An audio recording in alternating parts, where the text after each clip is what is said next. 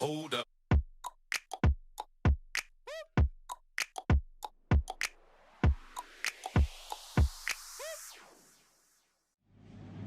There are many syndromes, medical syndromes that exist, but I think there's one that's been existing in our country and maybe in parts of the world as well. I don't know. But I want to talk about this new syndrome which has existed for the longest time, and it's about time that we start to acknowledge it and address it. I'm talking about an MIS. It's a mother-in-law syndrome. Through this video, I have nothing against women and men. I have nothing against mother-in-laws and father-in-laws. I just want to point out that over the last 8 years, with over 6,000 hours of consulting, why does it keep coming up that the amount of emotional stress that a lot of women go through, which leads to their diseases, which becomes an obstacle to their healing, which robs them of their happiness, makes them slip into depression, revolves around the mother-in-law relationship. So I call it the MIS, mother-in-law syndrome, because it is a syndrome. There are thousands and thousands of women out there suffering. Okay, before people jump on me and say, why are you only talking about the mother-in-law syndrome? Is there a father-in-law syndrome? Yes, but I've hardly really heard about it. This is not about who's right or who's wrong. It's about talking about facts. There are father-in-laws who create problems with their daughter-in-laws, with their sons, not supporting the right behaviors, using ego, using pride, using caste, using color to differentiate between them, to make them feel little, comparing them with other families based on the status of wealth and all of that stuff. Yes, it exists, but what I'm talking about is the mother-in-law syndrome, which is unbelievably present in urban India.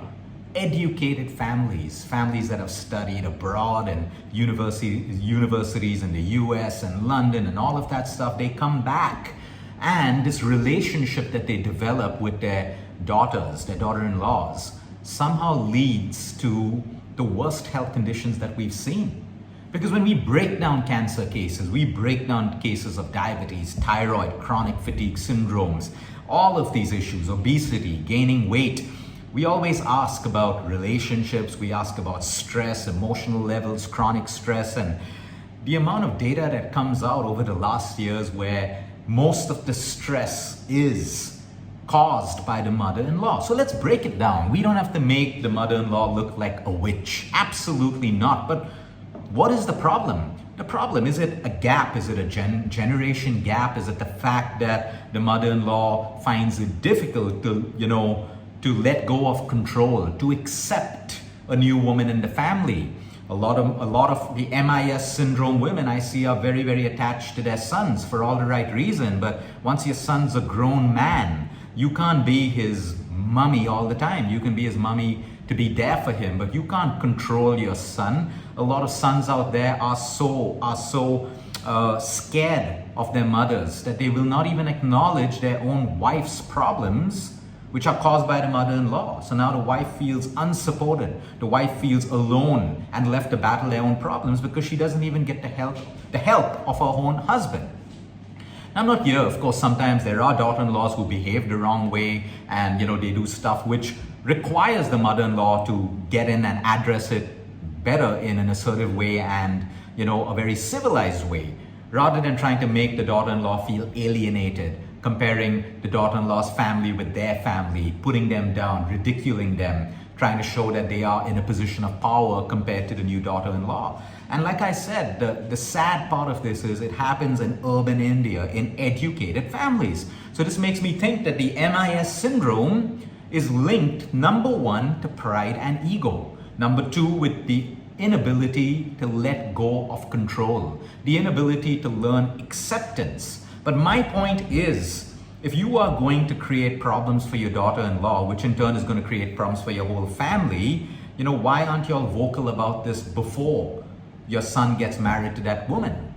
Okay, why aren't you all vocal about that? And at the same time, all the daughter-in-laws, it's so important for you. Yes, you've fallen in love with your husband, you're blindly in love, and when we fall blindly in love, we can't see clearly because of the amount of chemical reactions happening, the amount of oxytocin and the endorphins. That's good. Don't rush into it. Step back. Let the chemicals settle down. If you are planning to marry and get into an entire family, you also want to know about your mother-in-law, about everyone in that family that you are now going to be moving into. Whether it's acceptance, and the moment you see the slightest problem, of course the advice is don't do it. Do it if you have a supportive husband. Do it if your husband is going to be man enough to stand up and say that, hey mom, you're wrong. Okay, hey mom, you need to treat my wife with respect. Hey mom, this behavior, I'm sorry, we cannot tolerate this thing. Then go ahead and do it because you have someone fighting for you. But if you're blindly falling in love and you're moving into a family which already has a mother-in-law syndrome, it's a big problem. Okay, to be fair, even if it has a father-in-law syndrome. It is so important for men to understand this as well, because your life and your married life also gets messed up if you get caught in between your mother and your wife. So it's so important for you to understand that once the hormones settle down and the chemicals kind of get back into balance, you need to start asking yourself tough questions about whether this relationship can actually work out with your family dynamics. Or, like a lot of families, maybe you have to make the decision to break away from that joint family if it's not conducive for your relationship, and maybe start a nuclear family if you think it can work. But you need to understand, for your own peace, for your own peace of mind, you need to start working at a higher level of understanding, because the mother-in-law syndrome exists. It is real. The father-in-law syndrome is real, but to be fair, I like to stock data. Most of the cases revolve around the mother-in-law syndrome, where the daughters are terrorized, they can't sleep at night, they don't feel accepted. Imagine being in a relationship where you don't feel accepted. Imagine being in a relationship where you don't feel a sense of belonging. Forget about love, forget about sex, that's one part of it. But we know that human relationships are bonded and they grow stronger when you have a sense of belonging, when you have a sense of being accepted. That is so important for you to understand. So yes, I put MIS as a condition that affects health, mental, emotional, and physical, that has a connection. I have cancer patients who have broken out of their joint families only to get better, and they've gotten better. You should see how their blood parameters change when they are in a toxic environment and when they're out of it. It's as simple as that. You take a healthy plant that needs sunlight for growth and you put it in darkness. What happens? The plant begins to die. Why? Wrong environment. You take that plant and you put it back in sunlight, it thrives. So yes, I have nothing against women. I have nothing against mother-in-laws. What I'm trying to say is there is a mother-in-law syndrome that exists. Okay, and that has to be broken down.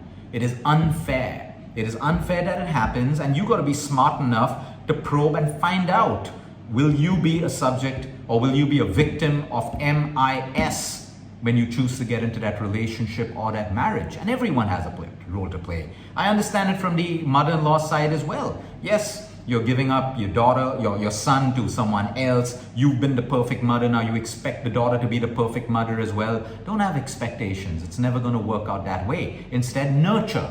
When the daughter-in-law comes and nurture them, help them, make them part of the family. They will thrive better rather than you trying to show your control and your power as the mother-in-law. This is a syndrome that we have to accept because it is going to impact the lives of several, mental and physical and emotional, of several young girls out there and guys as well. Because like I said, if you have an unhappy wife because of the mother-in-law, how can you be happy as a man as well? How can your children be happy and in a happy environment when they constantly see the friction that's happening in your family?